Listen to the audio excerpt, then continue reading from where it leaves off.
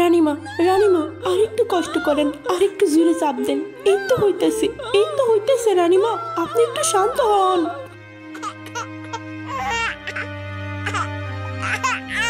High high রে, সর্বনাশ হয়ে গেল।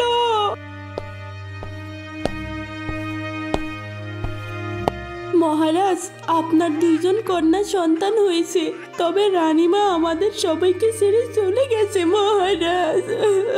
সেনাপতি, এক্ষুনি যাও, জল্লাদকে নিয়ে এই কালো অপয়া মেয়েটিকে আমার চোখের সামনে থেকে দূর করো। ও আমার সন্তান হতেই পারে না। আমার বিশ্বাস ওই আমার রানীকে আমার থেকে কেড়ে নিয়েছে। ও একটা অপয়া। কিন্তু মহারাজ, কালো হলেও সে তো আপনার নিজেরই সন্তান। কখনো না, ও আমার নিজের সন্তান হতেই পারে না। নিশ্চয়ই রানী কোনো পাপ করেছিল, সে পাপের ফল হিসাবে ও রানীর পেটে এসেছিল। আমার 14 পুরুষের দুকুলে এরকম কালো কোনো মানুষ নেই। ওকে এক্ষুনি জ্যান্ত মাটিতে পুঁতে দাও সেনাপতি। কিন্তু মহারাজ, ইতিমধ্যেই রাজ্যের সকলেই জেনে গেছে আপনি 2জন কন্যা সন্তানের পিতা হয়েছেন। এখন যদি হঠাৎ করে একজন রাজকন্যা গায়েব হয়ে যায়, সবাই আমাদের উপর সন্দেহ করবে। এতে আমাদের রাজ্যে বাজে প্রভাব পড়তে পারে। আপাতত কষ্ট করে মানিয়ে নিন।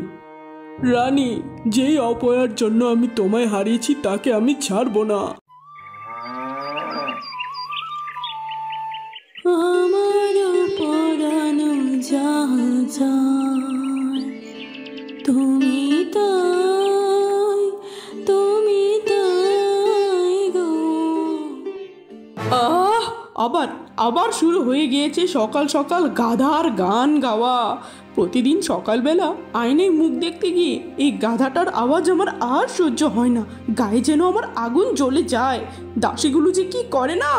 এই দাসী, দাসী রূপবান, প্রণাম নিবেন রাজকন্যা। কি হয়েছে? রাখ রাখ তোর প্রণাম। কি হয়েছে মানে? তোকে না আমি একদিন বলে দিয়েছি, সকাল সকাল এই গাধার আওয়াজ জানি আমার কানে না আসে, সেটা বন্ধ করার দায়িত্ব তোর। প্রতিদিন সকালে নিজের এই চাঁদ মুখটা আয়নায় দেখেও শান্তি নেই, তারপরেও আজকে এই আওয়াজটা কেন আমার কানে এলো শুনি? রাজকন্যা বজ্রমালা, আমি তো বড় রাজকন্যাকে না করেছি, তারপরেও উনি যদি না শুনেন, সামান্য দাসী হিসাবে আমি আর কি বা করবো বলুন না। তুই হচ্ছিস আমার দাসী, আমার জন্য তুই যদি এইটুকু করতে না পারিস, তাহলে তোর বজ্রমালার দাসী হওয়ার কোনো যোগ্যতাই নেই। আজকে থেকে তোর কাজ বন্ধ। কত বেলা হয়ে গেল, এখনো যে বজ্রমালা আমার সাথে দেখা করতে আসলো না। বজ্রমালার চাঁদ মুখ না দেখে আমি যে রাজকার্য শুরু করতে পারছি না। কি হলো মেয়েটার? যাই আমি দেখে আসি। কি রে ঝিনুক, তোকে আমি কয়দিন বলেছি তুই আমার কক্ষের সামনে গলা ফিরে ফিরে তোর বেসুরা গলা দিয়ে গান গাবি না। আমার বিরক্ত লাগে। অন্য কোথাও তো যেতে পারিস, প্রাসাদটা তো আর ছোট নয় নাকি? কি রে ছোট, আমি যে তোর বড় দিদি, ন্যূনতম সম্মানটুকু দিয়ে তো কথা বলতে পারিস নাকি? আর আমার গুরুজি আমায় বলেছে এই দক্ষিণা হাওয়ার সামনে বসে গানের রেওয়াজ করা ভালো, তাই এখানেই বসে আমি। তুই আমার কিসের বড় দিদি? তুই হচ্ছিস অপয়া। আমার মাকে আমার থেকে কেড়ে নিয়েছিস। বুঝেছি, তোকে এভাবে বললে হবে না। এবার বাবার কাছে তোর নামে নালিশ করতে হবে, তাই না? সোজা আঙুলে ঘি না উঠলে আঙুলটা বাঁকাতে হয়, বুঝেছিস? কথায় কথায় এত বাবার কাছে নালিশ কেন দিস বলতো ছোট? বাবা তোকে বেশি আদরে বাদর করে ফেলেছে, তোকে আর মানুষ করা যাবে না। কি কি বললি তুই আমায়? তুই আমায় বাদর বললি? দাঁড়া, আজকে তোর হচ্ছে। মা বজ্রবালা, কত বেলা হয়ে গেল, তুই যে এখনো আমার সাথে দেখা করতে যাসনি? তুই জানিস না তোর চাঁদ মুখটা না দেখলে আমি রাজকার্য শুরু করতে পারি না? কি রে মা, কি হয়েছে? আমার মুখ তো আর চাঁদ মুখ নেই, আমি তো এখন বাদর হয়ে গেছি। তাই এই বাদর মুখ নিয়ে তোমার সামনে কেমন করে যাই বাবা, বলো তো দেখি আমি। এ কি মা, তুই এসব কি বলছিস? তুই বাদর হয়ে গেছিস মানে? তোকে কে কি বলেছে আমায় বল দেখি, আমি তাকে উপযুক্ত শাস্তি দিব। কি আর শাস্তি দিবে বাবা? তোমার আদরের বড় রাজকন্যা আজকে আমায় এত বড় একটা কথা বলেছে। প্রতিদিন সকাল সকাল আমার কক্ষের সামনে গান গেয়ে গেয়ে আমায় বিরক্ত করে। আর আমি যখন আটকাতে গেলাম, আমাকে বললো আমি নাকি বাদর মুখ। রানী চলে যাওয়ার পর থেকে আমার জীবনে মূল্যবান কিছু যদি থাকে সেটা হচ্ছিস তুই। আর আজ ও তোকে এত বড় কথা শোনালো। আজকে ওর নিস্তার হবে না মা, তুই চল আমার সাথে। শুভ সকাল বাবা, কেমন আছো তুমি? আমার সকালটা কি তুমি আর শুভ থাকতে দিয়েছো? নিজের মাকে খেয়ে তো শান্তি হয়নি, এখন তুমি নিজের বোনের পিছনেও লেগে গিয়েছো দেখা যায়। কোন সাহসে তুমি আমার মেয়েকে বাদরমুখো বললে শুনি আমি? নিজের চেহারাটা আয়নায় দেখেছো? আমার এই সুন্দরী মেয়েকে যে তুমি বাদরমুখো বলছো? তোমার এই আস্পর্ধা কিন্তু আমি সহ্য করবো না রাজকুমারী, মনে রেখো কিন্তু। বাবা, ছোটকে তো আমি অমনভাবে বাদরমুখো বলিনি। আমি এই জায়গায় গান গাই দেখে ছোট প্রতিদিন আমায় কথা শোনায়। গুরুজি আমায় এই জায়গায় গানের রেওয়াজ করতে বলেছেন বাবা, তাতে আমার দোষটা কি বাবা, আমায় বলো। যেই না আমার চেহারা নাম রেখেছে পেয়ারা, তোর এই বাদরমুখো চেহারা দিয়ে এত গানের রেওয়াজ করে কি হবে শুনি? ঝিনুকমালা, একটা কথা কান খুলে শুনে রাখো, আজকের পর থেকে এই জায়গায় তুমি আর গানের রেওয়াজ করবে না। আমার মেয়ের অসুবিধা হয় এরকম কিছু যদি তোমায় আমি করতে দেখি, তোমায় কিন্তু এই প্রাসাদ থেকে ঘাড়ে ধরে তাড়িয়ে দিব। বুঝেছো কি বলেছি? কথাটা কানে ঢুকিয়ে রেখো। দাও না বাবা, ওকে এক্ষুনি ঘাড়ে ধরে বের করে দাও তো। কেন রেখেছো ওকে? বাবা, আমায় ক্ষমা করে দাও, আমার ভুল হয়ে গেছে। আমি আর কোনো দিন এই জায়গায় গানের রেওয়াজ করব না। তারপরেও দয়া করে আমাকে এই প্রাসাদ থেকে তাড়িয়ে দিও না। এখানে যে আমার মায়ের স্মৃতি আছে। মা, ও মা, বাবা, বোন সবাই আমায় অপয়া বলে, সবাই আমায় তোমার খুনি বলে। সত্যি কি আমি খুনি মা? মহামন্ত্রী, বেশ কিছুদিন যাবৎ একটি পরিকল্পনা করছি। কাল সকালবেলা রাজ্যে ছোটোখাটো রান্নার আয়োজন করতে হবে, রাজ্যের কিছু প্রজাদের খাওয়ার ব্যবস্থা করতে হবে। তাহলে তুমি সব কিছু ব্যবস্থাপনা সামলে নিও, কিছু লাগলে আমায় বলো, কেমন? আজ্ঞে মহারাজ, আমি সব সামলে নিব, আপনি চিন্তা করবেন না। পরদিন সকালে মন্ত্রীমশাই মহারাজের আদেশ অনুযায়ী রান্নাবান্নার আয়োজন করতে থাকে। কিন্তু হঠাৎ করে মন্ত্রীর বুকে ভীষণ ব্যথা ওঠে এবং সে সেখানেই অজ্ঞান হয়ে পড়ে যায়। ঠিক তখনই ঝিনুকমালা সেখানে আসে আর মন্ত্রীকে দেখে অবাক হয়ে যায়। এ কি, কে কোথায় আছো? দাসীরা জলদি এদিকে আসো, মন্ত্রীমশাই অজ্ঞান হয়ে গেছেন। মহামন্ত্রী, আপনি এখন কেমন আছেন? ঠিক আছেন তো? আজ্ঞে রাজকুমারী, এখন একটু ভালো আছি। হঠাৎ করে যে কেন অসুস্থ হয়ে গেলাম সঠিক বুঝলাম না। আমি আবার যাচ্ছি রান্নার দায়িত্বে। না না না, আপনি এখন বিশ্রাম গ্রহণ করুন। আপনার আবার রান্নায় যাওয়া আপনার জন্য মঙ্গলকর হবে না। কিন্তু রাজকুমারী, আমি যদি রান্নায় না যাই এই দায়িত্ব কে সামলাবে? মহারাজ বড়ই গোস্বা হয়ে যাবেন। আপনি চিন্তা করবেন না, আমি নিজ দায়িত্বে সব সামলে নিচ্ছি। এরপর রাজকুমারী ঝিনুকমালা সমস্ত রান্নার দায়িত্ব খুব সুন্দর করে সামলে নেয়। রান্নাবান্না শেষে রাজকুমারী নিজ হাতে বেড়ে সমস্ত প্রজাদের খাবার খাওয়ায়। বাবা গো বাবা, কি সুন্দরী আমি! নিজের সৌন্দর্য দেখলে নিজের প্রেমে নিজেই পড়ে যাই। ইস, কত ভালো হতো আমি যদি বাবার একমাত্র সন্তান হতাম। তখনই দাসী রূপবান সেখানে আসে। রাজকুমারী, আপনার সাথে জরুরি কথা আছে, তাই এলাম আমি জলদি জলদি। তুই কেন এখানে এসেছিস? তোকে তো আমি কাজ থেকে বরখাস্ত করে দিয়েছি, তারপরেও কেন এলি এখানে তুই? হ্যাঁ, বল। রাজকুমারী বজ্রমালা, আপনাকে এখন এমন একটি সুসংবাদ দিব যা শুনলে আপনি আমার উপর খুশি হয়ে যাবেন। মহারাজ মহামন্ত্রীকে রান্নার দায়িত্ব দিয়েছিল। মহামন্ত্রী অসুস্থ হয়ে যাওয়ায় সমস্ত দায়িত্ব এখন বড় রাজকন্যা সুন্দর মতো সামলে নিয়েছে। এই কথাটা যদি রাজার কানে যায়, ভেবেছেন রাজা তাকে কতটা ভালো ভাববে? সময় থাকতে পাশার গুটি নিজের দিকে চালান।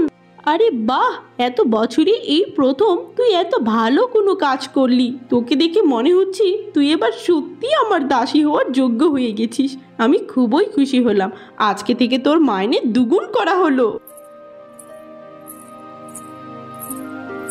আজ্ঞে ছোট রাজকুমারী, আপনি হঠাৎ এখানে, কিছু লাগলে আমায় ডেকে পাঠাতেন, আমি চলে যেতাম।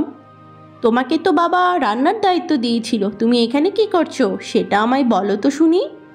আজ্ঞে রাজকুমারী, হঠাৎ করে আমার শরীর ভীষণ অসুস্থ হয়ে যাওয়ায় বড় রাজকুমারী সমস্ত দায়িত্ব সামলে নিয়েছেন।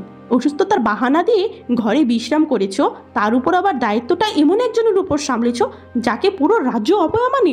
এই কথাটা যদি বাবার কানে যায়, বুঝতে পারছো কি হবে? যদি তুমি চাও এই কথাটি আমি বাবার কাছে না বলি, তাহলে ভালোই ভালোই বাবাকে গিয়ে বলবে সমস্ত দায়িত্ব আমি সামলেছি, রান্নাবান্নাও আমিই করেছি। আগে ঠিক আছে রাজকুমারী, আপনি যেমনটা বলছেন তেমনটাই করব। দয়া করে আমার নামে অভিযোগ করবেন না রাজার কাছে, দয়া করুন। এই তো আমার গুলুমুলু মহামন্ত্রী খুব সহজেই বুঝে যায় মনের কথা। কি মহামন্ত্রী, তোমাকে যে দায়িত্বটা দিয়েছিলাম সেটা সঠিকভাবে পালন করেছো তো নাকি? আগে মহারাজ, আমার শরীর ভীষণই খারাপ হয়ে গিয়েছিল। এরপর ছোট রাজকন্যার সমস্ত রান্নার দায়িত্ব সামলে নিয়েছেন, এমনকি উনি রান্নাও করেছেন দারুণ মজার।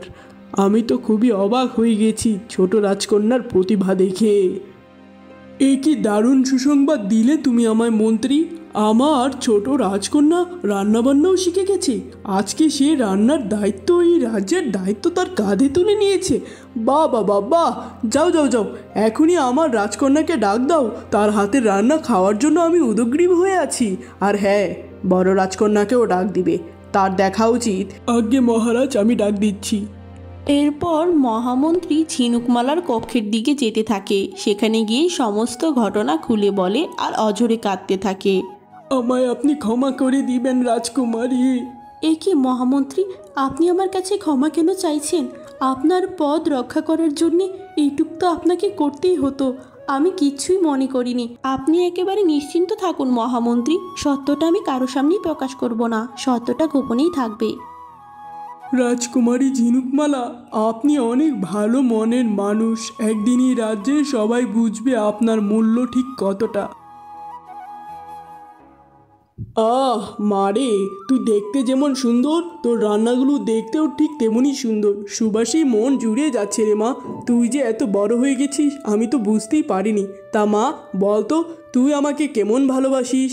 বাবা, পৃথিবীর সবার থেকে আমি তোমাকে সবচেয়ে বেশি ভালোবাসি বাবা। পৃথিবীর যত মিষ্টি মধুর জিনিস আছে সব কিছুর থেকে তোমার প্রতি আমার ভালোবাসা বেশি মিষ্টি। এই, তুই বাবাকে কতটুকু ভালোবাসিস? যদিও তোর ভালোবাসায় বাবার কিছু যায় আসে না, তারপরেও বল দেখি। আমিও বাবাকে অনেক ভালোবাসি, ঠিক লবণের মতো। লবণ যতটা জরুরি, বাবার প্রতি আমার ভালোবাসাও ঠিক তেমন। এরকম কথা শুনে মহারাজ অবাক হয়ে যায়। তবে রে হতচ্ছাড়ি, তুই কি বললি? তুই আমায় এত বড় অপমান করলি? আমায় তুই নুনের মতো ভালোবাসিস? নুনের মতো একটা তেতো জিনিসের সাথে তুই আমার তুলনা দিয়ে দিলি। তুই যে একটা অপয়া সেটা জানতাম, কিন্তু তুই যে এত বড় অপয়া সেটা আজকে জানলাম। তোর আর এই প্রাসাদে থাকার কোনো অধিকার নেই। এখনই এই প্রাসাদ থেকে বেরিয়ে যা, না হলে তোর মৃত্যুদণ্ড দিব। বাবা, ও বাবা, আমায় তুমি ভুল কেন বুঝছো বাবা? সত্যি আমি তোমায় নুনের মধ্যে ভালোবাসি বাবা, আমি তো খারাপ কিছু ইঙ্গিত করিনি। কত বড় সাহস তোর! তুই আমার বাবাকে এত বড় অপমান করেছিস। আজকে তোর এই প্রাসাদে আর কোনো জায়গাই হবে না, দেখিস, বলে দিচ্ছি। এবার আমার বড্ড বেশি আফসোস হচ্ছে। তোকে সেই ছোট থাকতেই মাটি চাপা দিয়ে দেওয়া উচিত ছিল। সেই ভুলটা আমি আর করব না এই প্রাসাদে রেখে তোকে। তুই এক্ষুনি এই প্রাসাদ থেকে বেরিয়ে যা, তোর জীবন আমি ভিক্ষা দিচ্ছি। বাবা, ও বাবা, ভুল বুঝে তুমি আমার জীবনটাই কেড়ে নেওয়ার হুমকি দিচ্ছ। না বাবা, আমি আর এখানে থাকবো না। তবে আশা করছি একদিন ঈশ্বর ঠিকই তোমাকে তোমার ভুল ভাঙাবেন বাবা। আমি চলে যাচ্ছি। ছোট, বাবার খেয়াল রাখিস। আমার বাবার খেয়াল আমি রাখতে জানি, বুঝেছিস? এবার জলদি দূর হও এখান থেকে। এরপর রাজকুমারী ঝিনুকমালা প্রাসাদ ছেড়ে বেরিয়ে যায়। হাঁটতে হাঁটতে রাজকুমারী একটি পুকুর ঘাটে গিয়ে বসে। ঈশ্বর, তুমি আমার সাথে কেন এমন করলে? ছোটবেলায় নিজের মাকে নিজের থেকে কেড়ে নিলে, আজ বাবা আমায় প্রাসাদ থেকে তাড়িয়ে দিল। আমি এখন কোথায় যাব? তখনই এক ভিখারি বুড়ি সেখানে আসে আর ঝিনুকমালাকে বলে, ও মেয়ে, তুমি কে গো? এ পুকুর পাড়ে বসে কান্নাকাটি করছো? বুড়িমা, আমি হলাম অচিনপুর রাজ্যের এক হতভাগী রাজকুমারী, যে কিনা রাজঘরে জন্ম নিয়েও তার কপালটা বড্ড বেশি মন্দ। কপালের জোরে আজ আমি এখানে। আহারে সোনা মা গো, মেয়েদের ভাগ্যটা বড়ই অদ্ভুত। দেখ না, তুই রাজঘরে জন্ম নিয়েও শান্তি পেলি না। আয় আমার সাথে আমার বাড়ি চল। এরপর বুড়ি রাজকুমারী ঝিনুকমালাকে নিয়ে তার বাড়ি যায়। ঠাকুমা, ও ঠাকুমা, আজকে তোমার ভিক্ষে করা এত জলদি শেষ হয়ে গেল, আর তোমার সাথে এই মেয়েটিকে? আজকে ভিক্ষে করতে যাওয়ার পথে এই অসহায় মেয়েটিকে দেখলাম রে নাতিন। অচিনপুর রাজ্যের রাজকন্যা ঝিনুকমালা বেচারি ভাগ্যের জোরে প্রাসাদ ছাড়া হয়ে ঘুরছিল। কিন্তু ঠাকুমা, আমরা দুজনেই তো অনেক কষ্টে দিন এনে দিন খাই, উনাকে আমরা কেমন করে সামলাবো? হ্যাঁ, আমাদের তো অভাবের সংসার। দুবেলার জায়গায় 3 বেলা ভিক্ষে করে ওকে খাওয়াবো। অসহায়কে আশ্রয় দিলে বিধাতাই দয়া করবে। বুড়িমা, ও বুড়িমা, উনি কে হয় তোমার? ও হলো আমার একমাত্র নাতি। বেচারা ছোট থাকতে মা বাবা মরে গেছে রে। ও তোর মতো অভাগা। এরপর থেকে ঝিনুকমালা সে বুড়ির সংসারেই মিলেমিশে থাকতে শুরু করে।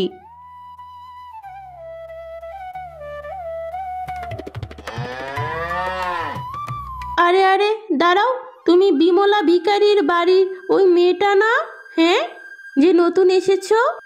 আজ্ঞে হ্যাঁ দিদি ভাই, আমি সেই নতুন মেয়ে।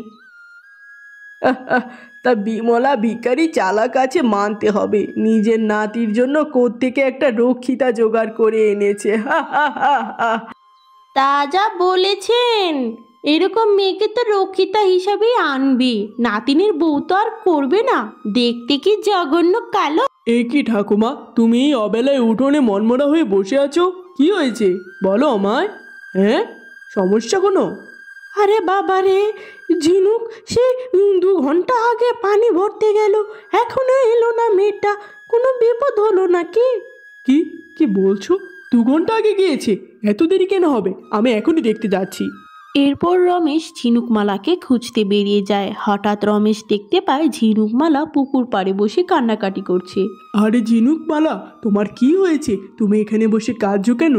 আমার যাই হয়ে যাক না কেন, সেটা নিয়ে আপনাকে আর কিছুই ভাবতে হবে না। আপনি দয়া করে বাড়ি ফিরে যান। আমি চাই না আমার মতো অপয়া মেয়ের দাগ আপনাদের গায়ে লাগুক। চলে যান এখান থেকে। ঝিনুক, এমন করে বলো না, দয়া করে বলো আমায় কি হয়েছে, বলো। এরপর ঝিনুক সমস্ত ঘটনা রমেশের কাছে খুলে বলতে থাকে আর অঝরে কাঁদতে থাকে। বাড়ি চলো তুমি। কি রে ঝিনুক, তুই কোথায় চলে গেছিলি? সন্ধ্যা হয়ে এলো, এত দেরি কেন হলো তোর? কত চিন্তা। এরপর রমেশ তার ঠাকুমার কাছে সমস্ত ঘটনা খুলে বলতে থাকে। ঘরে জোয়ান নাতি জোয়ান নাতনি থাকলে পাড়ার লোকেরা কানাঘুষা করবে, খুবই স্বাভাবিক। আমরা চাইলে ঝিনুককে এই অপবাদ থেকে মুক্ত করতে পারি রমেশ, বুঝেছিস? সত্যি? কেমন করে ঠাকুমা? যদি তোদের কোনো মতামত বা আপত্তি না থাকে, তাহলে তোদের দুজনের বিয়ে আমি আজকে রাতে সেরে ফেলতে চাই। এই কথা শুনে তারা দুজনই অবাক হয়ে যায়। অবশেষে সেই দিন রাতেই রমেশের সাথে ঝিনুকের বিয়ে হয়ে যায়।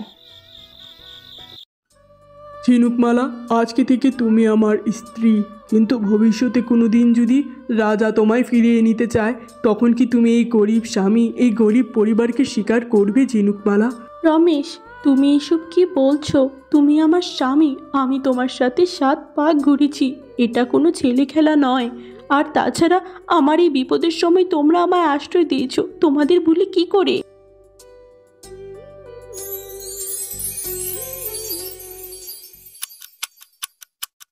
এভাবেই বেশ কিছুদিন পার হওয়ার পর রাজা বীরবল তার আদরের রাজকন্যার বজ্রমালার বিয়ে রূপনগর রাজ্যের রাজকুমারের সাথে দিয়ে দেয়। বেশ কিছুদিন পর হঠাৎ মহারাজ বীরবল ভীষণ অসুস্থতায় বিছানায় পড়ে যায়। সঙ্গে সঙ্গে সেনাপতি মহাবদ্যিকে আমন্ত্রণ করে। বদ্যিমশাই মহারাজকে দেখে অবাক হয়ে যায়। সেনাপতি বাবুলাল, মহারাজের এই বসন্ত যেন তেন কোনো বসন্ত নয়। এ হলো ডাকু বসন্ত, যা মানুষের অভিশাপের ফলে হয়ে থাকে। এই বসন্ত মানুষের প্রাণ কেড়ে নিতে পারে এবং এই বসন্ত বড্ড বেশি ছোঁয়াচে। আপনারা সবাই সাবধানে থাকবেন, যে কারো মৃত্যু ঘটতে পারে এই রোগের দ্বারা। চতুর্দিকে মহারাজের ডাকু বসন্তের কথা ছড়িয়ে যায়। এতে রাজ্যের সমস্ত লোকেরা ভয়ে মহারাজকে ছেড়ে পালিয়ে যেতে থাকে। অন্যদিকে সেবাযত্নের অভাবে মহারাজের শরীরের অবস্থা দিনকে দিন শুধুই খারাপ হচ্ছিল। এ কি, কতদিন হয়ে গেল কোনো দাসী আমার কাছে আসছে না, আমায় ওষুধ খাবার কিচ্ছু দিচ্ছে না। মনে হচ্ছে ভয়ে সবাই পালিয়ে গেছে। না, এবার আমি যাই আমার মায়ের কাছে।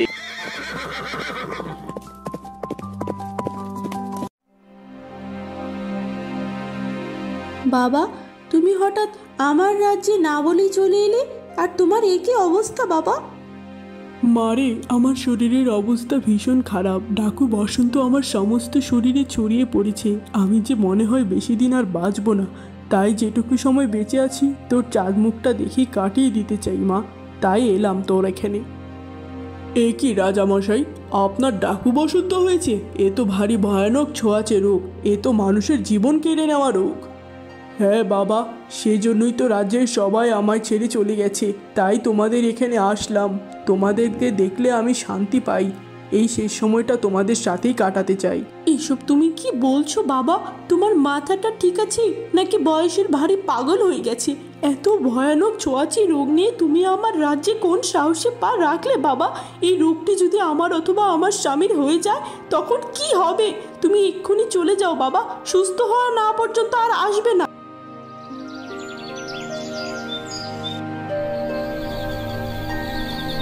সেনাপতি, রাজকন্যা ঝিনুকমালাকে যখন তাড়িয়ে দিয়েছিলাম সে কোন দিকে গিয়েছিল তুমি দেখেছিলে? দেখলে আমায় জানাও। সর্বশেষ রাজকন্যাকে উত্তরপাড়ের গ্রামের দিকে যেতে দেখেছি মহারাজ, এরপর আর দেখিনি। ঠিক আছে, কাল সকাল সকাল আমি তাহলে উত্তরপাড়ের গ্রামে রওনা দিব রাজকন্যাকে খোঁজার জন্য। আমি যে আমার ভুলটা বুঝতে পেরেছি, আমি যে হিরে চিনতে পারিনি। কিন্তু মহারাজ, আপনি এমন শরীর নিয়ে কেমন করে যাবেন? বাঁচবই আর মাত্র কয়দিন। এই প্রাসাদে থেকে মরার চেয়ে আমি আমার ঝিনুকমালাকে দেখে মরতে পারলেও শান্তি। আমি যতদিন ফিরে না আসি ততদিন রাজ্যের খেয়াল রেখো সেনাপতি। এরপর রাজা বীরবল ঝিনুকমালাকে খুঁজতে বেরিয়ে যায়। অনেকক্ষণ হাঁটার পর ক্লান্ত হয়ে মহারাজ পুকুর পাড়ে বসে। অনেকখানি পথ হাঁটলাম, আমার শরীরটা যে আর চলছে না। ঝিনুকমালা মা, তুই কোথায়? তোর দেখা কি আদৌ পাবো? না, আমায় হার মানলে চলবে না। এই কথা বলে মহারাজ আবার পথ চলতে শুরু করে। চলার পথে হঠাৎ মহারাজ এক কাঠুরিয়াকে দেখতে পায়। ও হে কাঠুরিয়া, তুমি কি আমায় একটু সাহায্য করতে পারবে দয়া করে? নিশ্চয়ই আমি সাহায্য করতে চাই, তবে আপনি কে? আপনায় দেখে তো ভীষণ অসুস্থ মনে হচ্ছে। আমি হলাম অচিনপুর রাজ্যের রাজা বীরবল। আমার রাজকন্যা ঝিনুকমালা কয়েক মাস আগে এই গ্রামে এসেছিল। সেই রাজকন্যাকে কি তুমি কোথাও দেখেছো? দয়া করে দেখে থাকলে আমায় বলো। সে দেখতে শ্যামবর্ণের, তবে তার মন অনেক ভালো। সে কোথায় আছে দয়া করে আমায় বলো। হ্যাঁ, এই তাহলে ঝিনুকমালার বাবা? না না না, এখনই ঝিনুকমালার কথা বলা যাবে না, আমায় কিছু একটা করতে হবে। না, আমি এমন কোনো রাজকন্যা এই গ্রামে দেখিনি। তবে আপনি যেহেতু এখন অসুস্থ, আমার সাথে আমার বাড়ি গিয়ে বিশ্রাম নিতে পারেন, এরপর আমরা একসাথে রাজকন্যাকে খুঁজতে পারি। ঠিক আছে বাবা, তুমি খুব ভালো বুদ্ধি দিয়েছো, তাহলে চলো তোমার বাড়ি। এরপর রমেশ রাজা বীরবলকে তার সাথে বাড়িতে নিয়ে যায়। মহারাজ, এই গরিবের বাড়িতে দয়া করে আতিথেয়তা গ্রহণ করুন। এখানে কিছুক্ষণ বিশ্রাম করুন, কিছুক্ষণ পর আপনার খাবারের ব্যবস্থা করা হবে। কাঠুরিয়া, তুমি এত ব্যস্ত হয়েও না, আমার খাবার দাবার প্রয়োজন নেই, আমার রাজকন্যাকে প্রয়োজন। আমি কিছুক্ষণ বিশ্রাম করব, বিকালের মধ্যেই রাজকন্যাকে খুঁজতে বেরিয়ে যাব। আমার যে বড্ড বেশি তাড়া, আমার হাতে সময় নেই। আজ্ঞে মহারাজ, এত ব্যস্ত হবেন না। আমি বলছি আপনার রাজকন্যাকে আপনি পেয়ে যাবেন, যদি থাকে নসিবে ঘুরে ঘুরে আসিবে। আড়াল থেকে রাজকুমারী ঝিনুকমালা নিজ বাবাকে এতদিন পর দেখতে পেয়ে ভীষণ আবেগী হয়ে যায়। এরপর রাজকুমারী তার বাবার জন্য রান্নাবান্নার আয়োজন করতে থাকে। মহারাজ, নিন, খাবারগুলো খেয়ে নিন। গরিবের ঘরে টুকিনাকি যা ছিল তা দিয়ে আপনার খাবারের যোগান দিলাম। ভুল হলে ক্ষমা শূন্যের দৃষ্টিতে দেখবেন। আরে কি দরকার ছিল এইসব খাবার দাবারের? আমার তো খাবার দাবার চাই না, আমার তো রাজকন্যাকে চাই। ঠিক আছে, আমি খাচ্ছি। এরপর মহারাজ সেই খাবারগুলো খেতে থাকে। কিছুক্ষণ খাওয়ার পর সমস্ত খাবার মুখ থেকে ফেলে দেয়। রাজামশাই, রান্নাগুলো কেমন হয়েছে আমার হাতের? মশকরা চলছে? আমার দুর্বলতার সুযোগ নিয়ে কি আমার সাথে মশকরা চলছে? সমস্ত খাবারে নুনের বদলে চিনি দিয়ে ভরে রাখা হয়েছে। কেন মহারাজ? এককালে তো আপনাকে নুনের মতো ভালোবাসে বলে ঝিনুকমালাকে রাজ্য ছাড়া করেছিলেন, আর আজকে খাবারে নুনের অভাবেই এত অসন্তুষ্ট হয়ে যাচ্ছেন কেন মহারাজ? কি দোষ ছিল ঝিনুকমালার? বলুন মহারাজ, উত্তর দিন। হ্যাঁ, এই মেয়ে, তুমি কে? তোমার কণ্ঠ আমার এত পরিচিত কেন লাগছে? কে তুমি, বলো। এরপর মহারাজ ঝিনুকমালার ঘুমটা তুলে দেয়। ঝিনুকমালাকে দেখে মহারাজ আকাশ থেকে পড়ে। মারে, মা ঝিনুকমালা, অবশেষে আমি তোকে ফিরে পেয়েছি মা। আমি তো আশা ছেড়েই দিয়েছিলাম যে আমি তোকে ফিরে পাবো। মারে, আমি আমার সমস্ত ভুল আজকে আরও ভালো মতো বুঝতে পারলাম মা।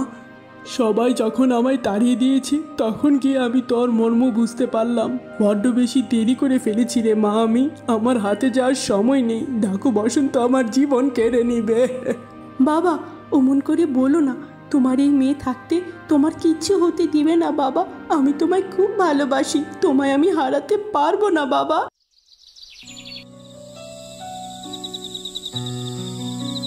ঠাকুমা, ও ঠাকুমা, বাবার অবস্থা তো শুধুই খারাপ হতে চলেছে। বাবা চোখও খুলছে না, কথাও বলছে না। এতদিন পর বাবাকে কাছে পেয়ে আমি কি আবার হারিয়ে ফেলবো ঠাকুমা? ও ঠাকুমা, কিছু তো বলো। বাবার জন্য খুব কষ্ট হচ্ছে। মারে, এ কোনো সাধারণ রোগ হয়নি তোর বাপের। ঢাকু বসন্ত তোর বাপকে ঘেরাও করেছে। এই বসন্ত যে লোকের অভিশাপ, এ অভিশাপ সহজে দূর হয় না। এই পৃথিবীতে বিধাতা সব সমস্যারই সমাধান রেখেছেন। এই সমস্যার কোনো তো সমাধান আছে ঠাকুমা। হ্যাঁ, নিশ্চয় আছে, তবে সেই সমস্যার সমাধান বড্ড বেশি অসম্ভব। এই গ্রামের উত্তর পাড়ের জঙ্গলে এক অঘরী সাধুর কাছে সেই সমস্যার সমাধান পেয়ে যাবি। কিন্তু যুগ যুগ ধরে এই সমস্যার সমাধান কেউ করতে পারেনি। যে করতে গেছে সে হারিয়ে গেছে। আমার বাবার প্রাণ রক্ষার জন্য যদি আমার জীবন দিতে হয় আমি তাও দেব। তবুও আমি আমার বাবার জন্য শেষ চেষ্টা করে দেখতে চাই ঠাকুমা। কাল সকালেই আমি যাব। ঠাকুমা, রমেশ, আমি যাচ্ছি।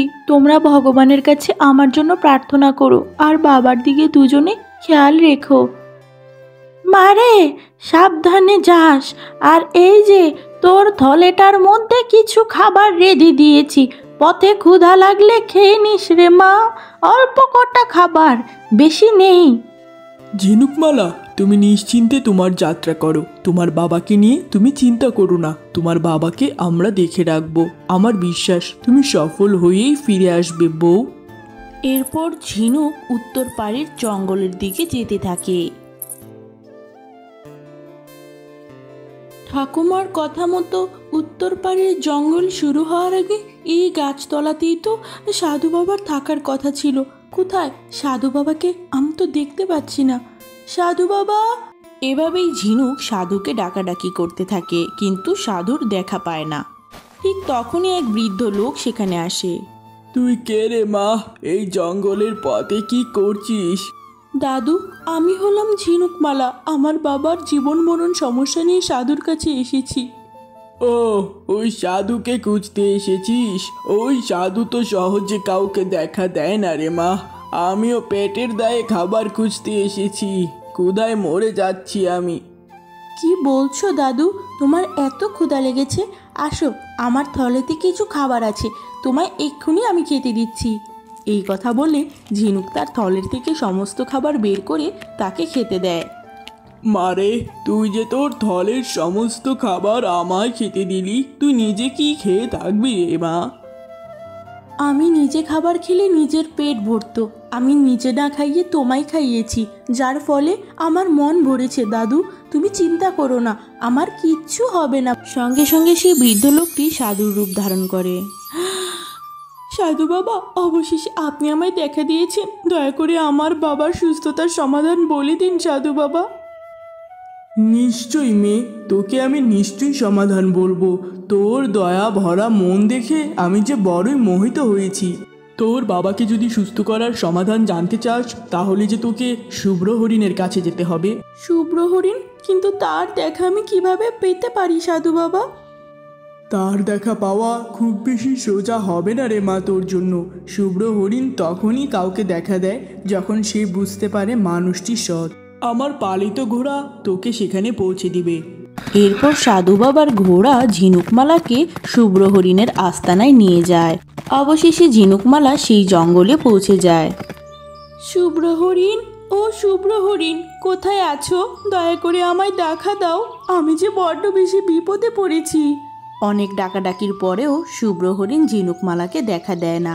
এতে সে বড্ড বেশি চিন্তায় পড়ে যায়। এ কি, সেই কতক্ষণ ধরে ডাকছি, এখনো তো দেখা দিল না। শুভ্র হরিণ যদি আমায় দেখাই না দেয়, আমি ওকে কেমন করে বুঝাবো আমার মনে যে কোনো অসৎ উদ্দেশ্য নেই। এখন বড্ড বেশি ক্লান্ত লাগছে, যাই ওই গাছতলাটায় গিয়ে একটু বিশ্রাম করে নেই। এরপর ঝিনুকমালা একটি গাছতলায় গিয়ে বসে থাকে। কিছু সময় পর ঝিনুকমালা সেই গাছতলাতেই নাক ডেকে ঘুমিয়ে যায়।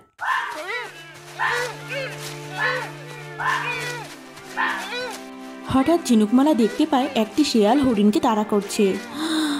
শিয়ালটি হরিণটিকে কেমন করে তাড়া করছে, যাই জলদি গিয়ে হরিণটিকে আমায় উদ্ধার করতে হবে। এরপর ঝিনুকমালা তাদের পিছন পিছন দৌড়তে থাকে। এক পর্যায়ে ঝিনুকমালা শিয়াল আর হরিণের মাঝে এসে দাঁড়ায়। এই শিয়াল, তুমি দয়া করে এই হরিণ ছানাটিকে খেও না, ও দেখতে যে বড্ড মায়াবী। এই তুই কে রে মনুষ্যের ছাপ? এই জঙ্গলে আমার শিকারে এসে নাক গলাচ্ছিস? জলদি করে আমার সামনে থেকে সরে যা, আমার শিকার করতে দে, না হলে কিন্তু কি? তোমার যা ইচ্ছা করো, এই হরিণ ছানাকে আমি তোমায় খেতে দেব না। এরপর দুষ্টু শিয়াল রেগে গিয়ে ঝিনুকমালার হাতে আক্রমণ করে। সঙ্গে সঙ্গে ঝিনুকমালা ব্যথায় ছটফট করতে করতে অজ্ঞান হয়ে যায়। ও মেয়ে, তুমি কে গো? চিনো না জানো না আমার জন্য নিজের জীবন বিপদে ফেললে? আমি থাকতে তোমার কিচ্ছু হতে দেব না। শুভ্র দিদি, শুভ্র দিদি কোথায় আছো? আমায় সাহায্য করো। সঙ্গে সঙ্গে শুভ্র হরিণ সেখানে এসে হাজির হয়। শুভ্র দিদি, দয়া করে তুমি মেয়েটিকে সুস্থ করে দাও, ও না থাকলে আজকে যে আমি বাঁচতেই পারতাম না। এরপর শুভ্র হরিণ মন্ত্র বলে ঝিনুকমালাকে সুস্থ করে দিতে থাকে। শুভ্র হরিণ, অবশেষে আমি তোমার দেখা পেয়েছি। দয়া করে বলো, আমার সততা পরীক্ষা করার জন্য তোমায় কি প্রমাণ দিতে হবে? আমার মনে কোনো অসৎ উদ্দেশ্য নেই। দয়া করে আমার বাবাকে বাঁচানোর রাস্তা বলে দাও। তোমার সততা পরীক্ষা করার জন্য আর কোনো প্রমাণ আমার লাগবে না মেয়ে। আজকে তুমি ছিলে বিধায় আমার বোনের জীবন রক্ষা হয়েছে। আমি নিশ্চয়ই তোমার বাবাকে সুস্থ করার জন্য তোমায় সাহায্য করব। শোনো মেয়ে, তোমার বাবাকে সুস্থ করতে হলে লাগবে এক জাদুকরি পদ্মফুল। সেই পদ্মফুল পাহারা দিচ্ছে নাগমাতা। 7 সমুদ্র নদীর পাড়ে সেই পদ্মফুল পাওয়া যায়। আমি আমার বাবার জন্য সমস্ত বাধা অতিক্রম করব, তবে আমি সেখানে পৌঁছাবো কেমন করে? শুভ্র হরিণ, আমায় পথ বলে দাও। এই জঙ্গল থেকে 25 কদম আগালেই তুমি পেয়ে যাবে জলপরি। সেই জলপরি তোমায় নদী পার হতে সাহায্য করবে। আর আমি এখন তোমায় দিচ্ছি একটি জাদু শঙ্খ।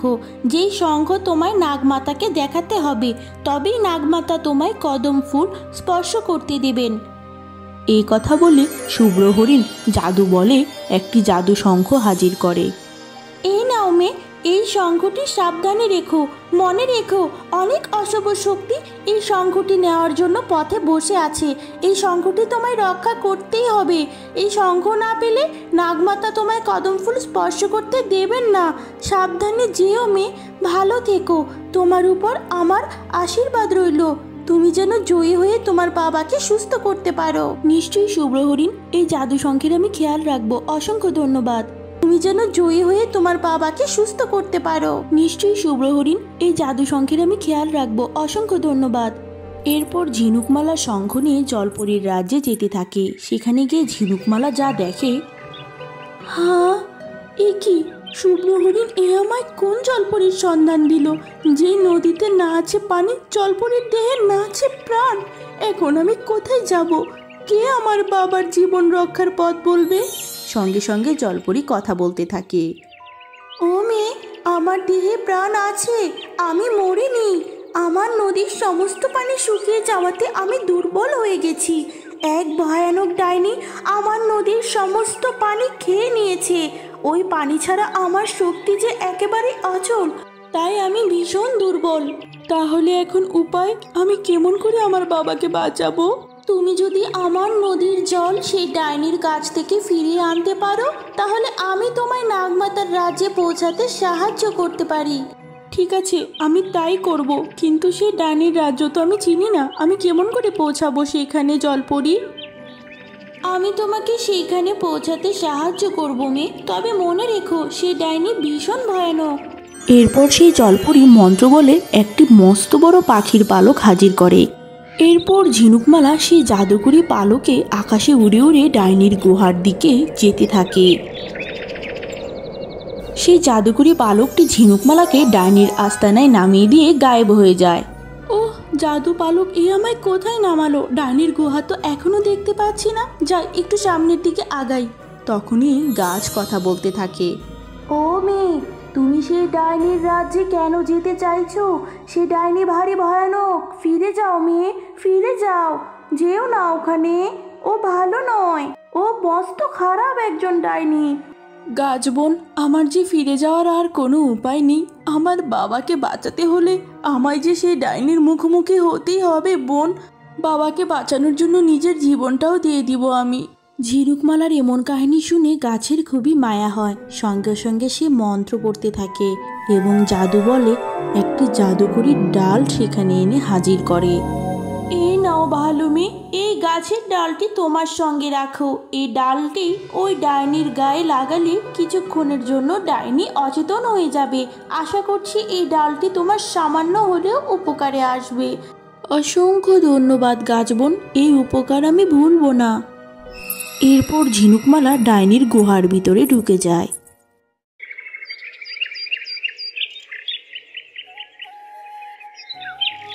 আরে রমেশ, মহারাজের শরীরে ডাকু বসন্তের বীজ যে ছড়িয়ে পড়ছে, ঝিনুকমালা তো এখনো এলো না।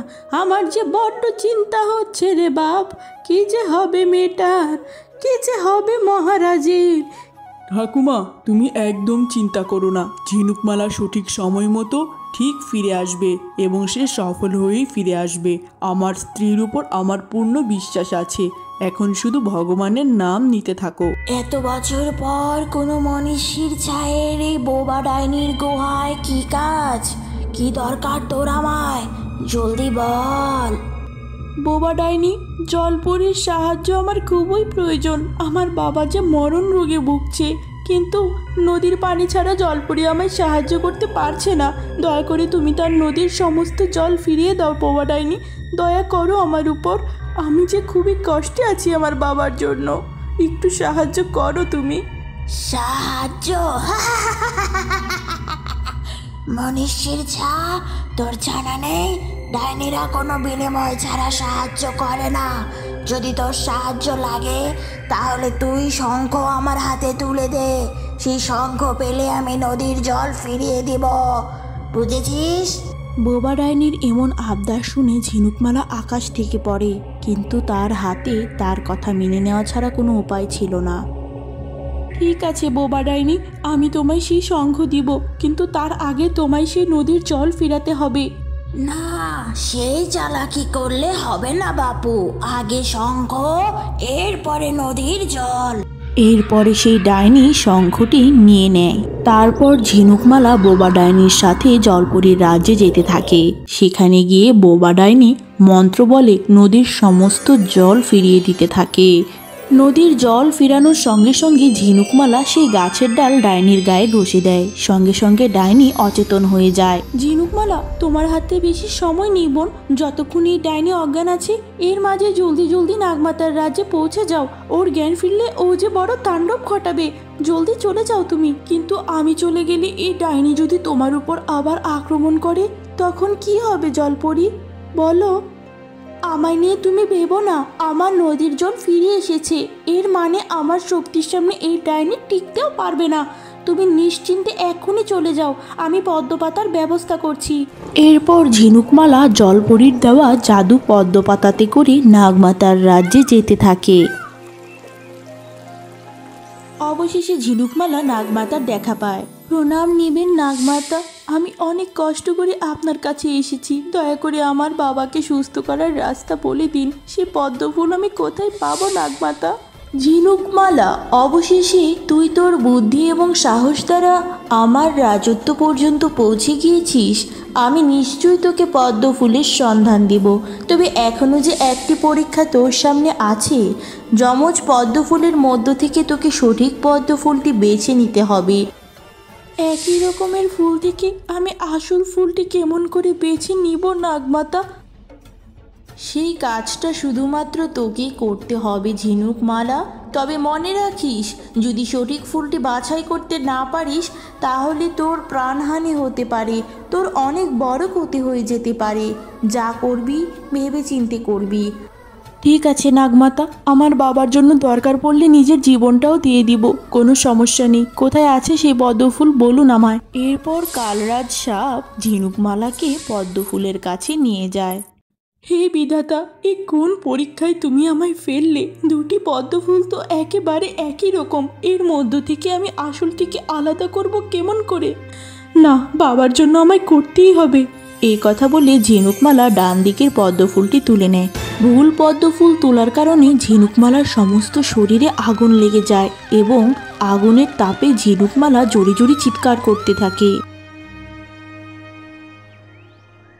কিছুক্ষণ পর ঝিনুকমালা যখন নদীর জলে নিজের চেহারা দেখে সে অবাক হয়ে যায়। সমস্ত শরীর তার আগুনে ঝলসে গেছিল।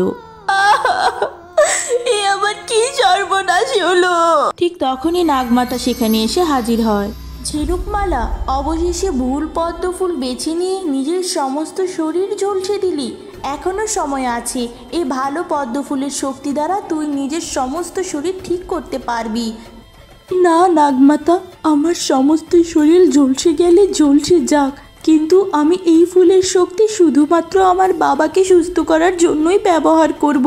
লাগবে না আমার সৌন্দর্য, আমার বাবার সুখে আমি সুখী। তোর মতো এরকম সাদা মনের মেয়ে আমি খুবই কম দেখেছি। জগতের প্রত্যেকটা মানুষ যদি তোর মতো হতো, জগতে পাপ অনেক কমে যেত। তোর মতো এরকম সরল মনের মেয়ের কিছু তো উপকার নিশ্চয়ই করতে হবে আমায়। এই কথা বলে নাগমাতা মন্ত্র পড়তে থাকে এবং ঝিনুকমালার সঙ্গে সঙ্গে পরম সুন্দরী কন্যাতে পরিণত হয়ে যায়। তার দুধে আলতা গায়ের রং আর সারা শরীরে একটিও পোড়া দাগ ছিল না। এই কি নাগমাতা, আপনি আমায় এত সুন্দরী করে দিলেন, কিন্তু আমি বিনিময়ের জন্য তো কিছুই করিনি নাগমাতা। আমি সেটা খুব ভালো মতোই জানি ঝিনুকমালা। তোর মনের ভিতরটা যেমনটা সাদা, তোর বাহিরটাও আমি ঠিক তেমনই করে দিয়েছি। এই সবই তোর সততার পুরস্কার। যা, এই পদ্মফুলটি নিয়ে তোর বাবাকে সুস্থ করে দে আর সুখে শান্তিতে জগতে বাস কর। অসংখ্য ধন্যবাদ নাগমাতা, আপনার এই দয়া আমি আজীবন স্মরণ রাখবো।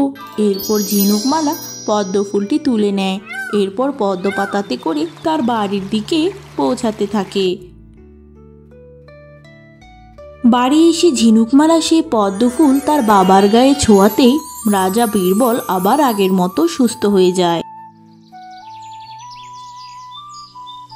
মা ঝিনুকমালা, তুই যদি না থাকতি হয়তো বা এতক্ষণে শ্মশানে আমাকে পোড়ানো হতো। তোর মতো মেয়েকে আমি যে এত বছর লাগিয়ে দিয়েছি চিনতে, সেটা আমার ভাবতেও লজ্জা লাগে। মারে, সব রাগ অভিমান ভুলে আমার সাথে প্রাসাদে চল মা, ঘরের লক্ষ্মী ঘরে ফিরে চল রে মা। কিন্তু বাবা, আমার স্বামীকে ছেড়ে আমি তোমার সাথে কেমন করে যাই? তাছাড়া আমার স্বামী একজন গরিব কাঠুরিয়া, সেও বা তোমার প্রাসাদে কেমন করে যাবে বাবা? এই কি করে হয়? না রে মা, তোকে একা যেতে হবে না, তুই জামাইকে নিয়েই প্রাসাদে চল মা। তুই যেখানে, জামাই তো সেখানেই থাকবে। জামাই বাবাজি, তোমার কোনো আবদার নেই তো এই বিষয়ে? থাকলে জানাও আমায়, আমি সেটা পূরণ করব, যদি তোমার কোনো মতামত থাকে তো। না না, আমার কোনো আবদার নেই রাজামশাই। ঝিনুকমালা যেটা চায় আমিও সেটাই চাই। যা, দুজনে সাবধানে গিয়ে সুখে শান্তিতে বাস কর। রমেশ, ঝিনুকের দিকে খেয়াল রাখিস। এসব তুমি কি বলছো ঠাকুমা? তোমায় ছেড়ে আমরা ওখানে কেমন করে থাকবো? তুমি না গেলে আমরাও যাবো না ঠাকুমা, চলো না আমাদের সাথে। সোনা মারে, নিজের স্বামীর এই ছোট্ট কুটির ছেড়ে ওই প্রাসাদে গিয়েও যে আমি সুখে থাকবো না। তাছাড়া হাঁস মুরগি আছে, ওদেরকে দেখবে। আমার জন্য নিজেদের সুখ মাটি দিস না। তোরা যা, এই বুড়িটার মাঝে মধ্যে খোঁজ নিতে আসিস, তাতেই আমি সুখী থাকবো। আমার আর কিচ্ছু চাই না। তোরা গিয়ে সুখে থাকলে আমি সুখী থাকবো। এরপর রাজা বীরবল তার রাজত্বের সমস্ত কিছু ঝিনুকমালা ও তার স্বামীর নামে লিখে দেয়। তার বড় মেয়ে বজ্রমালা এবং তার স্বামীর নামে একটা কানাকড়িও দেয় না।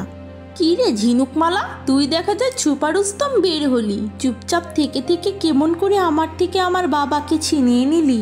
এখন আবার নিজের গায়ের চামড়াটাও ফর্সা করে ফেলেছিস।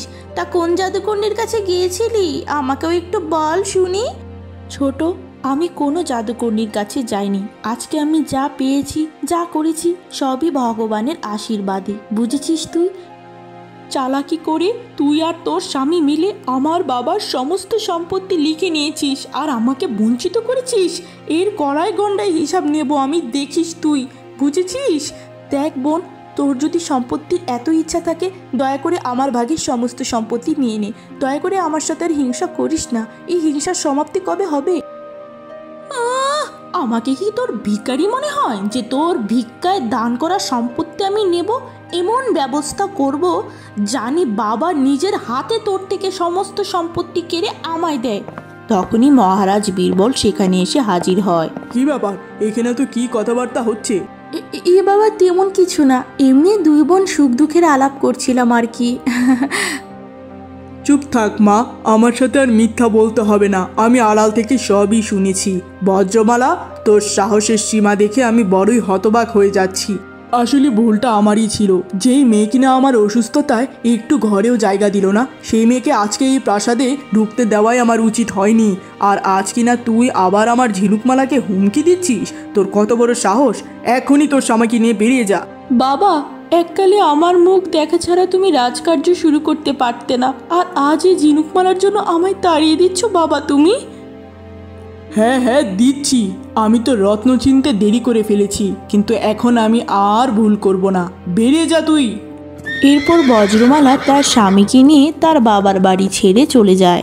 এরপর থেকে ঝিনুকমালা তার স্বামীকে নিয়ে রানীর হালে বাস করতে থাকে।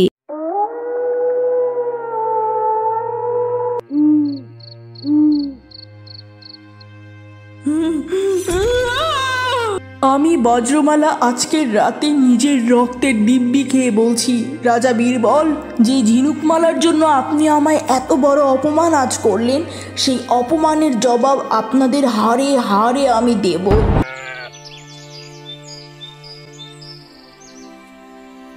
দাসী, কুমার কোথা?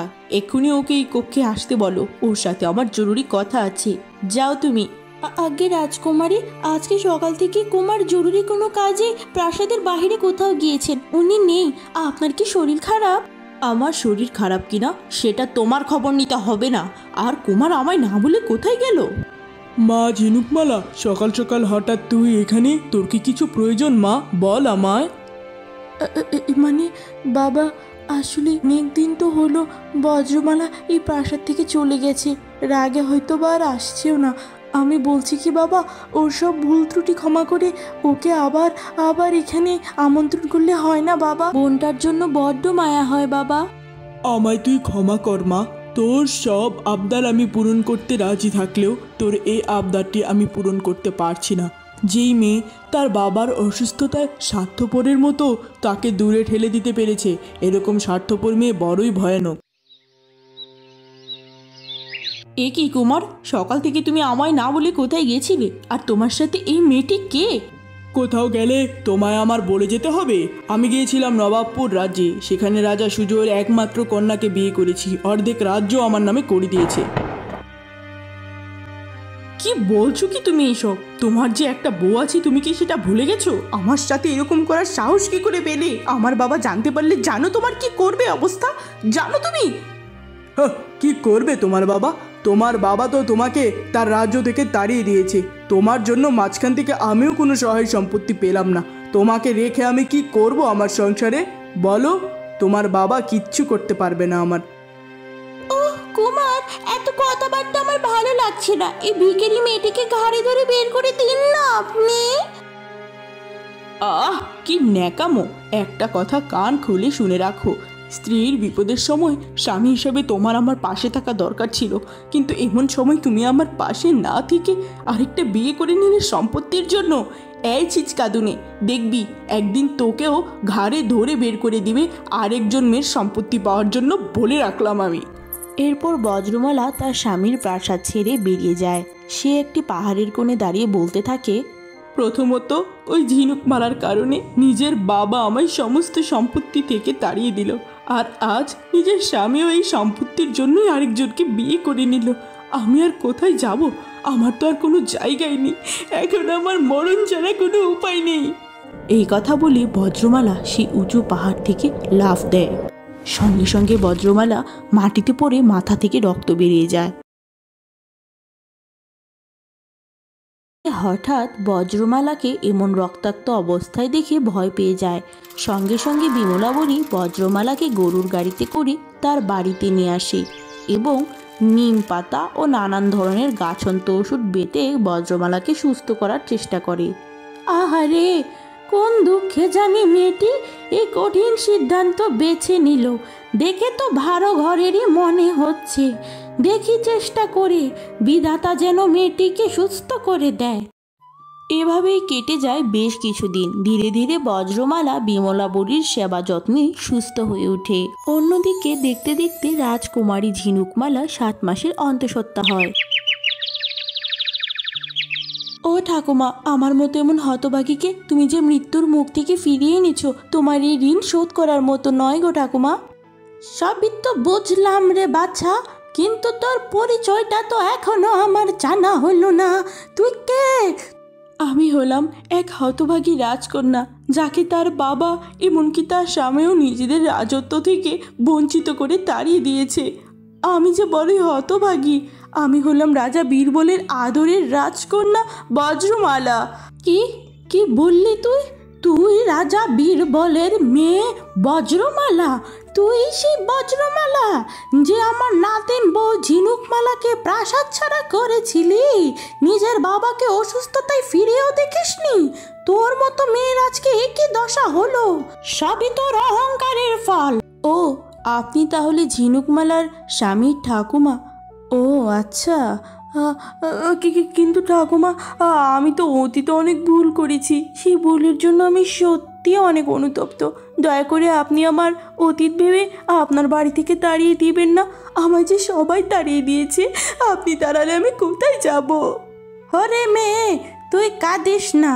এই বুড়িকে অতটাও খারাপ ভাবিস না। যেহেতু তুই তোর ভুল বুঝতে পেরেছিস, তোকে আমি ভুল শুধরানোর সুযোগ দেব নিশ্চয়ই, বুঝেছিস? এরপর থেকে বজ্রমালা সেই বুড়ির সাথে মিলেমিশে বাস করতে থাকে। মা ঝিনুকমালা, মহারানী আম্রপালি যখন তোদের গর্ভে আসার খবর আমায় দিয়েছিল, ঠিক তখনই আমি এতটাই খুশি হয়েছিলাম যতটা তুই গর্ভধারণ করার পর থেকে হয়েছি। কিছুদিনের মধ্যেই তোর 7 মাসের স্বাদ আমি বেশ ধুমধাম করে দিব। কাকে কাকে আমন্ত্রণ করতে হবে জানাস। মহারাজ, যদি আপনার আপত্তি না থাকে তাহলে আমি আমার ঠাকুমাকে নিমন্ত্রণ করতে চাই। আরে জামাই বাবাজি, কিছুদিন পর এই রাজ্যের ভবিষ্যৎ রাজা তো তুমিই হবে। এখনও আমার সাথে এত ইতস্তু করে কথা বলার কি আছে? তোমার ঠাকুমা আরও যাকে যাকে প্রয়োজন সবাইকে নিমন্ত্রণ করো। আমার কাছে কোনো অনুমতি দিতে হবে না। এরপর রমেশ নিমন্ত্রণ করার জন্য সেনাপতিকে তার ঠাকুমার বাড়িতে পাঠায়। বাড়িতে এসে সেনাপতি ঠাকুমার কাছে সমস্ত ঘটনা খুলে বলে। খুশির সংবাদ শুনে ঠাকুমা বলে, এ কি শুনালি বাবা? আমার ঝিনুকমালা পোয়াতে হয়েছে। আমি কালই যাব।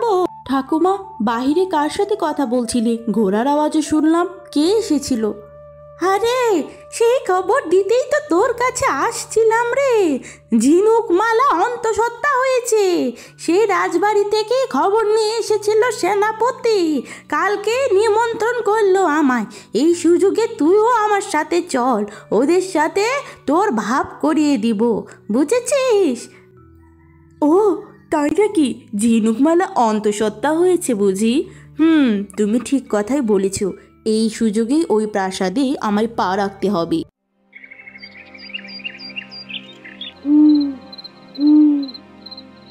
নিজের এত সুন্দর রূপ সৌন্দর্য থাকা সত্ত্বেও আমার স্বামীর সংসার থেকে আজ আমি বিতাড়িত।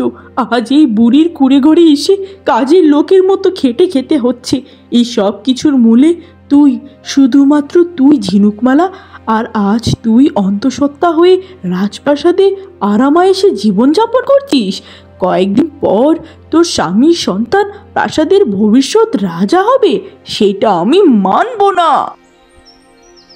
গায়ত্রী মাসি, বুঝে শুনে বলো, তোমার এই কীটনাশকে কাজ হবে তো? মরবে তো? আরে আরে অবশ্যই মরবে। আমার ঘরের সমস্ত পোকা মাকড় তো এটা দিয়েই মারি, চিন্তা করো না, বুঝেছো? ঠিক আছে, তবে আমি যাচ্ছি। কেমন কাজ করে দেখে তোমায় পরে জানাবো। যাচ্ছি মানে কি, টাকাটা দিয়ে যাও বাপু, এটা অনেক দামি কীটনাশক, বিদেশি। বললাম তো পরে দিয়ে দিব, বিকালে এসো। এরপর বজ্রমালা সেই কীটনাশক নিয়ে বাড়িতে গিয়ে খাটের নিচে সাবধানে রেখে দেয়। কিছুক্ষণ পর বিমলা বুড়ি চান করার জন্য পুকুর ঘাটে যায়। আরে কি গো বিমলা ভিখারি, বাড়িতে কোন একটা নতুন মেয়েকে তুলেছো? সেই কখন জিনিস নিয়েছে, টাকা দেয় না কেন এখনো? মানে বুঝলাম না, কি নিয়েছে? আরে কীটনাশক নিয়েছে, কত দামি বিদেশি কীটনাশকটা দিলাম, টাকা দিল না এখনো, এইটা কোনো কথা? এমন কথা শুনে বিমলা বুড়ি অবাক হয়ে যায়। কি গো ঠাকুমা, এত জলদি চান করে চলে এলে ঘাটের পাড় থেকে? কি হয়েছে তোমার? ওরে বজ্রমালা, তুই গায়ত্রীর কাছ থেকে কীটনাশক কেন কিনেছিস? বল দেখিনি আমায়, জবাব দে জলদি। কীটনাশক কিনেছি মানে কি বলছো ঠাকুমা এইসব? ওরে মিথ্যেবাদী, তুই তো ধরা পড়ে গেছিস। গায়ত্রী আমায় পুকুর ঘাটে সব বলেছে। তুই কীটনাশক কেন কিনবি? আমার ঘরে তো কোনো পোকামাকড় নেই, আমি সবটা বুঝে গেছি। আমি এক্ষুনি রাজ দরবারে গিয়ে তোর কুকীর্তি সব ফাঁস করবো, দাঁড়া তুই খালি, বুঝেছিস? ও ঠাকুমা, তুমি এসব কি বলছো?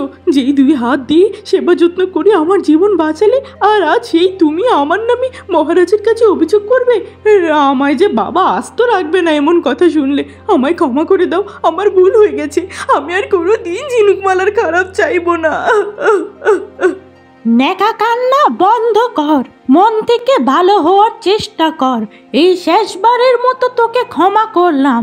ভবিষ্যতে যদি ঝিনুকমালার কোনো ক্ষতি করার চেষ্টা করিস, আমি সব বলে দেব কিন্তু।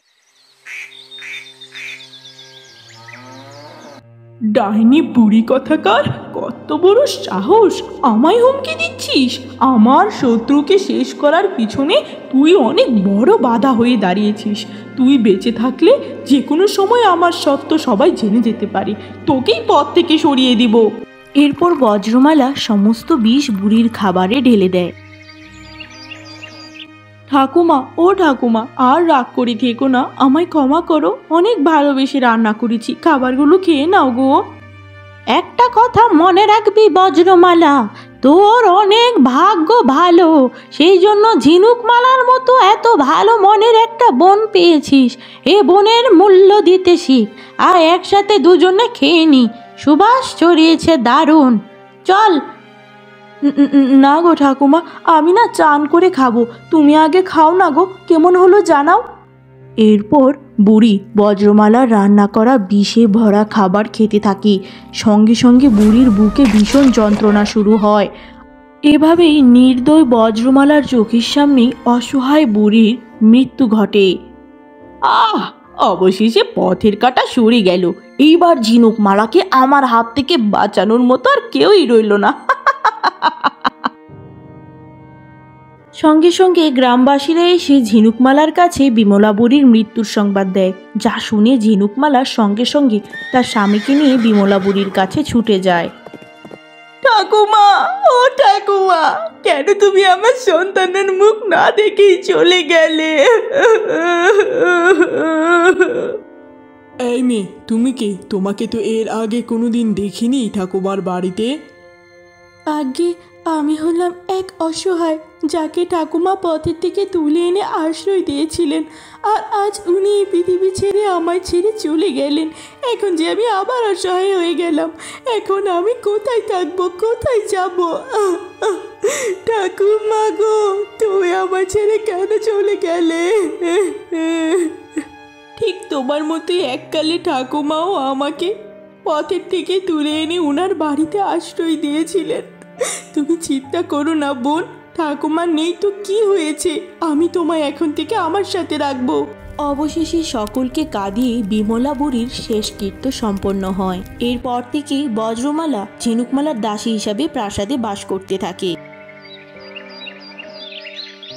কত সুন্দরী দেখতে ছিলাম আমি, বাবার কত আদরের রাজকন্যা ছিলাম। আজ নিজের প্রাসাদে নিজের ভাগ্যের দোষে আমার কাজের ঝিয়ের কাজ করতে হচ্ছে। এর প্রতিদান তোকে দিবই আমি ঝিনুকমালা। তখনই মহারাজ বীরবল সেখানে আসে। এ কি দাসী, কাজকর্ম ফেলে এই ছবির সামনে অমন করে দাঁড়িয়ে আছো কেন? কি হয়েছে তোমার?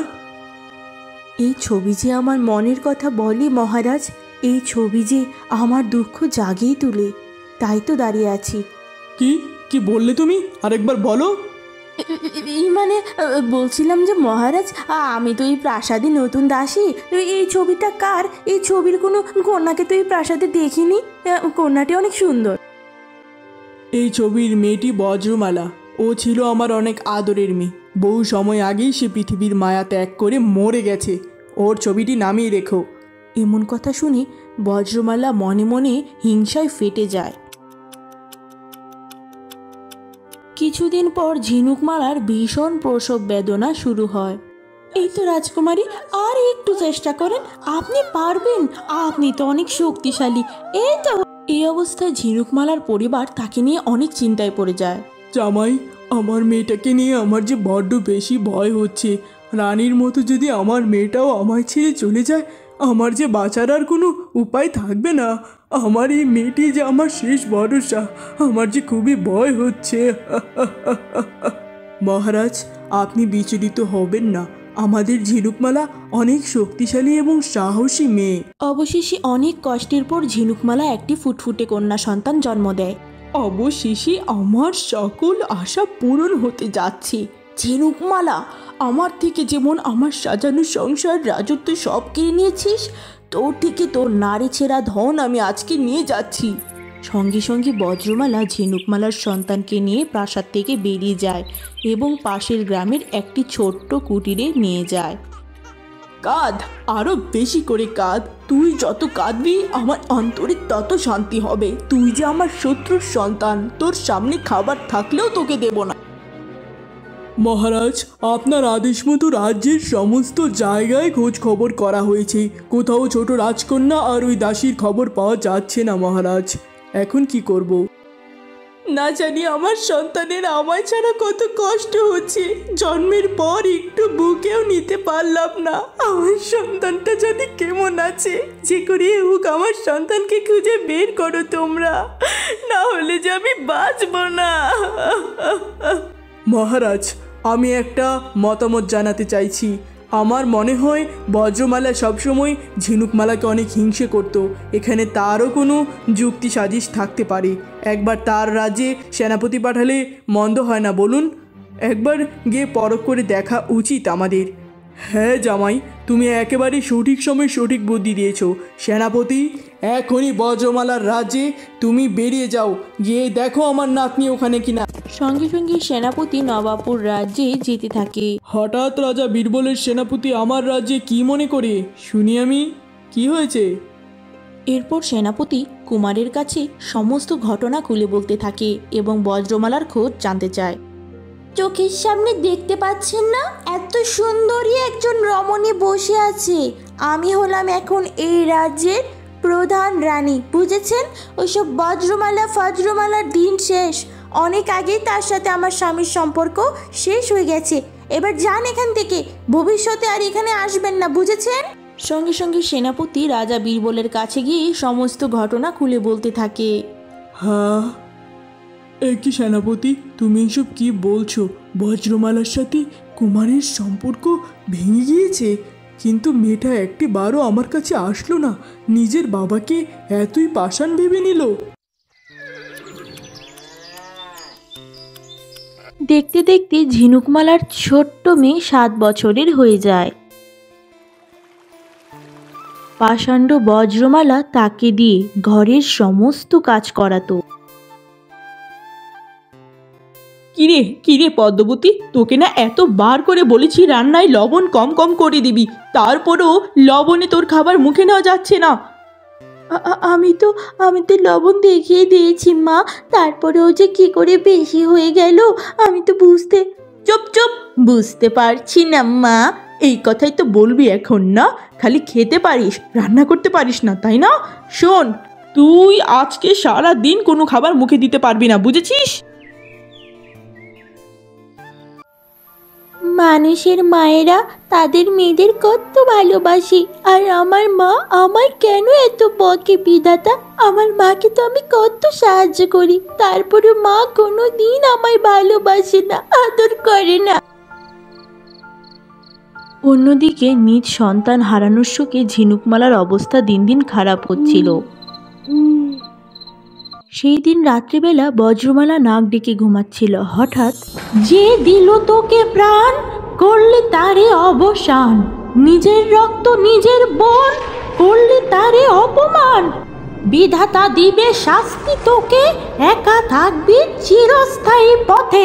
এমন স্বপ্ন দেখে তার ঘুম ভেঙে যায়।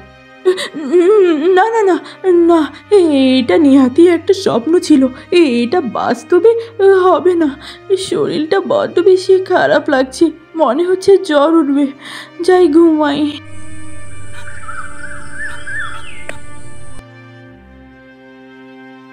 পরদিন সকালে বজ্রমালার সমস্ত শরীরে ডাকু বসন্ত বাসা বেঁধে ফেলেছিল, যা দেখে পদ্মবতী বলে, মা, ও মা, তোমার শরীরে এসব কি হয়েছে? ডাক্তার কাকুকে ডাকবো মা? বলো বলো না মা, ও মা।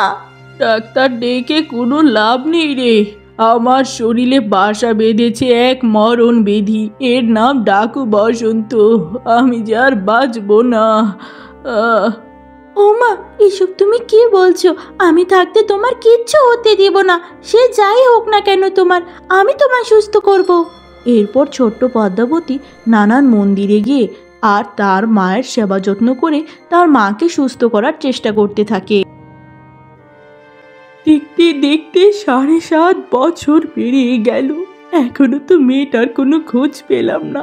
আদৌ আমার মেয়েটা বেঁচে আছে নাকি? নাকি না, নিজের সন্তানের এমন অবস্থায় আমি আর বেঁচে থাকতে পারবো না। ঠিক তখনই নাগমাতা এসে হাজির হয়। নাগমাতা, আপনি হঠাৎ এখানে? কিছু অসৎ মানুষের কারণে তোর মতো এমন ভালো একজন মানুষ নিজের জীবন শেষ করে দিতে চাইছে। আমি বসে থাকি কি করে, তাই চলে এলাম তোকে বাঁচাতে, বুঝেছিস? নাগমাতা, কিন্তু আমি বাঁচি কি করে? আমার সন্তানকে যে আমি হারিয়ে ফেলেছি, ও কোথায় আছে আপনি বলতে পারবেন? তখন নাগমাতা ঝিনুকমালার কাছে সমস্ত ঘটনা খুলে বলতে থাকে। এই সব কিছু ঘটনা শুনে ঝিনুকমালা বজ্রমালার দিকে রাগে ফেটে যায়। সঙ্গে সঙ্গে ঝিনুকমালা তার স্বামী এবং মহারাজ বীরবলের কাছে গিয়ে সমস্ত ঘটনা খুলে বলতে থাকে। এরপর তারা সবাই মিলে রাজকন্যাকে খুঁজতে বেরিয়ে যায়। এত বছর পর গিয়ে আমার সত্যি মনে হচ্ছে আমি যে বড় অমানুষ। যেই মানুষটা আমায় বাঁচিয়েছিল নিজের স্বার্থ হাসিল করার জন্য, সেই বুড়িমার প্রাণটাও আমি নিয়ে নিয়েছি। নিজের আপন বোন ঝিনুকমালার একমাত্র মেয়েকে আমি কেড়ে নিয়েছি, ওকে দাসীর মতো কাজ করিয়েছি এতদিন। আজ সেই মেয়েটাই আমার সুস্থতার জন্য মন্দিরে মন্দিরে প্রার্থনা করছে। না, আমি এই অন্যায় আর হতে দিব না, এই অন্যায়ের অবসান যে আমায় ঘটাতেই হবে। বজ্রমালার এই সমস্ত কথা আড়াল থেকে পদ্মাবতী শুনে এবং সে আকাশ থেকে পড়ে। তার মানে এই মহিলা আমার আসল মা নয়, আমার আসল মা ঝিনুকমালা, আর তার সাথে সাথে এই মহিলা একজন খুনি। না! সঙ্গে সঙ্গে পদ্মাবতী তার আসল মাকে খুঁজতে বেরিয়ে যায়। চলতে চলতে তার হঠাৎ ঝিনুকমালার সাথে দেখা হয়ে যায়। ও মেয়ে, তুমি তুমি কে? এমন হাঁপাচ্ছ কেন? কি হয়েছে তোমার? বলো। দয়া করে তোমরা আমায় রক্ষা করো। এতদিন যে এক খুনি মানুষের সাথে আমি বসবাস করেছি, সে নাকি একজন বৃদ্ধা দাদুকে খুন করেছে। আমার মায়ের থেকে আমাকে আলাদা করে রেখেছে। আমি পালিয়ে এসেছি। আমার মাকে খুঁজে দাও না তোমরা। তোমার তোমার মায়ের নাম কি মেয়ে? বলো, বলো না। আমার মায়ের নাম ঝিনুক মালা। আমি আমার মাকে খুঁজতেই যাচ্ছি। তোমরা কি আমার মাকে দেখেছো কোথাও? ওরে মারে, আমি তোর সেই হতভাগী মা ঝিনুক মালা। আমি রে মা, আয় মা, আমার কাছে আয় রে মা। তার মানে বুঝতে আর বাকি রইল না, এই বজ্রমালায় আমার সেই ঠাকুমাটাকে হত্যা করেছে। না জানি আমার ঠাকুমার কত অসহায় লাগছিল সেই সময়। মারে, এতদিন পর তোকে পেলাম, কিন্তু ঠাকুমার কষ্ট যে ভুলতে পারছি না। অবশেষে এত কষ্টের পর আমার নানু ভাইয়ের চাঁদ মুখটা আমি দেখতে পেলাম। ইচ্ছা করছে তোকে কোলে নিয়ে আদর করি, কিন্তু এর আগে ওই অপরাধীকে শাস্তি দিতে হবে। মারে, অবশেষে দীর্ঘ 7 বছর পর তোকে আমি ছুঁয়ে দেখতে পারলাম। না জানি ওই বজ্রমালা তোকে কত কষ্ট দিয়েছে। অবশেষে রাজা বীরবল বজ্রমালাকে কারাগারে নিক্ষেপ করে। বোন রে, দেখতেই তো পাচ্ছিস আমার শরীরের অবস্থা এমনিতেই ভালো না। আমায় দয়া করে কারাগার থেকে বের কর। বিশ্বাস কর বোন, আমি এমনি তো পদ্মাবতীকে তোর কাছে ফিরিয়ে দিয়ে দিতাম কিছুদিনের মধ্যেই। আমায় বের কর বোন, আমার অবস্থা ভালো না। আমার সন্তানকে আমার থেকে ছিনিয়ে নেওয়ার জন্য তোকে ক্ষমা করতে পারলেও ঠাকুমার সাথে তুই যেটা করেছিস সেটার জন্য তোর কোনো ক্ষমা হয় না। তোর জন্য এই জেলেই জায়গা। এখানেই পচে গেলে মর, তুই মর।